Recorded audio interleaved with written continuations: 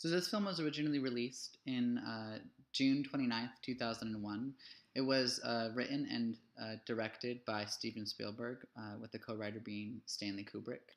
It's about a post-climate change human population in which the human population has dwindled a lot, and so these robots are made, and they're called mecha. They resemble humans, and there's just been this new development in the mecha robot making, and they make a boy who is able to love. And so this family that is actually employees of this big company that manufactures them, Monica and Henry, they get David because Henry notices that Monica is really sad after the loss of their son, Martin.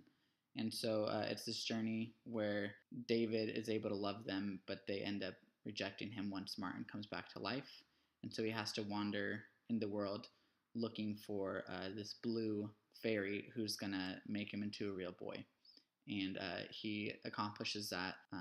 Well, doesn't really accomplish it, but he gets to find this blue fairy with the help of another character, another robot, Gigolo Joe. This film uses a number of sci-fi semantics that are specific to the genre. It's set in a distant future in which our world resources have dwindled to a point where we can't sustain that large of a human population, and that is not the case that we live in currently. It also uses a lot of gizmos, as you can see here in the lower right image. There's these cars that are three-wheeled, this helicopter that can go underwater, as we see later on in the film when we discover the blue fairy. Robots and artificial intelligence are the backbone of this film. Without artificial intelligence, we wouldn't have the name of this film or the story of the film. There's also science labs, as you can see in the top right. This is a scene depicted where David eats spinach, and he can't have spinach, so he ends up hurting himself, and it gets stuck all throughout the hardware of his body. And then this is something that's destroying messing with the natural order and creating a robot that can love, because in the end of the film, as you see, David is left wandering, looking for the love of his mom, and it's not there. This film also is indicative of or uses the definition that is from Kingsley Amis from our reading, which says that the sci-fi is treating a situation that could not arise in a world we know, and it's based off of some hypothesized innovations in technology or science. And currently, we don't have robots or artificial intelligence that can mimic human behavior in the way that David does and the other mecha in this film. One of the ideologies of this film is that humanity shouldn't fixate on technology. After all, technology, with the Industrial Revolution, is presumably what got the humans in this scenario of this film in the situation that they are.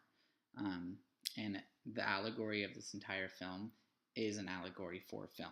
In his article that I used as my outside source, Jonathan Rosenbaum cites this evidence for this allegorical meaning for the film, as in the opening scene we see a robot girl being stabbed, and the artificiality behind that, and in her reaction to that and being able to be stabbed is totally artificial in itself, because you wouldn't be able to do that to a real human. And then at the end of the film, we see that all of David's memories across the hundreds of years that he's been alive, even though he was frozen for a great deal of that, but mainly his memories from his time with his family, they're all uploaded in these pictures and these videos.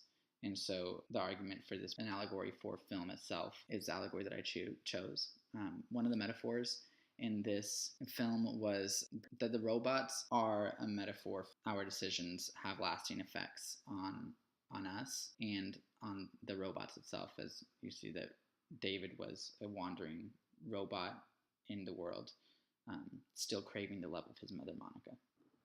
This film plays a lot with gender and sexuality. First, I'm going to start with the dad.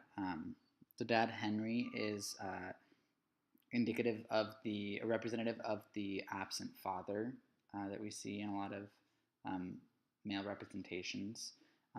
The mother, Monica, is noted to be present and there for David until she isn't. And so whenever she isn't, we get the idea of the mothering representation of women in film, similar to the idea of the mothering that was talked about in the article by Tom's Schoen. And she is never able to truly love David because she didn't birth him. And so that's one of the representations that we see of women. And then we also see some sexuality in the Mecca Gigolo Joe, where his sole purpose is to please women as a Mecca. And then the maid at the flesh fair is another representation of a mothering robot. Right before she's about to be destroyed at the flesh fair, she is comforting David because he is very scared. And so that's one of the depictions that we see of men and women in this film. This film deals a lot with racism in that black people aren't really present in the film except for one black colleague and a black robot.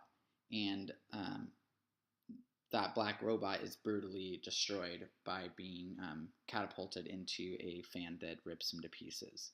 So what this film is saying is that if you're a black person in this film, you're going to be present in the form of a robot, not a real person. And it also is saying that there are not black people in the future. There's no space for black people in the future, really, that have a sense of agency in this world. This film deals a lot with representation of class as well, in that there are pretty much two different ends of the spectrum. First, we have the upper class, which is David's family, and they're the part of the white collar that creates the robots, and they get to use them. And then we have the lower class people that are present at the flesh fair that love to see the destroying of robots, and we see how they're depicted as a lot more uncouth and without boundaries. And then robots are the lowest class. They are destroyed at will, as we can see at the flesh fair, and they don't have any agency or rights in this world. So we can see that there's not really a middle class like the middle class that's talked about in Chrissy Clark's article. There's just an upper class and a lower class. This film is constructed around a lot of AI and transhuman presence. We see a progression from the teddy bear to a robot that can love in David, and he's the shift that takes robot and AI into the very far future, with him in the end being helped out by these robots. And even still, though, we can see that humans are put above AI, even through the demise of the human population.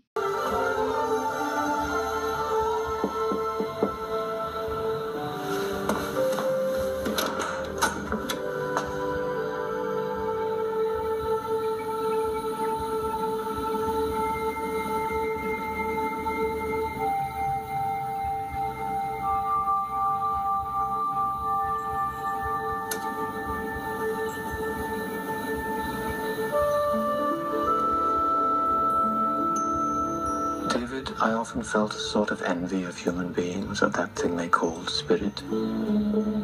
Human beings had created a million explanations of the meaning of life in art, in poetry, in mathematical formulas.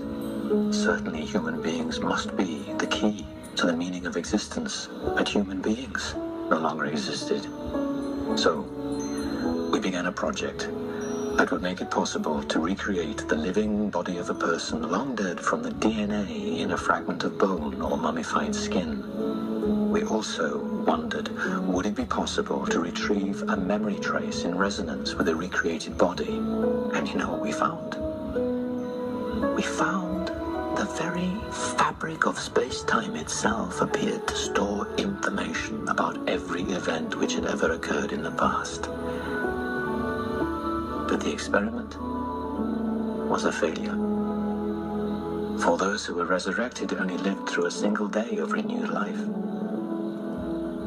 When the resurrectees fell asleep on the night of their first new day, they died again. As soon as they became unconscious, their very existence faded away into darkness. So you see, David, the equations had shown that once an individual space-time pathway had been used, it could not be reused. If we bring your mother back now, it will only be for one day, and then you will never be able to see her again. Maybe.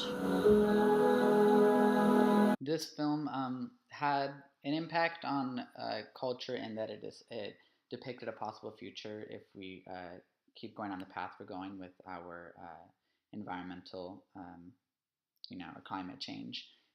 But as from an article that I'll cite at the end of this presentation from the Guardian, the canon, it didn't make that much of an impact on sci-fi. It was received as somewhat of a cheesy film, and in this article they equate it to E.T.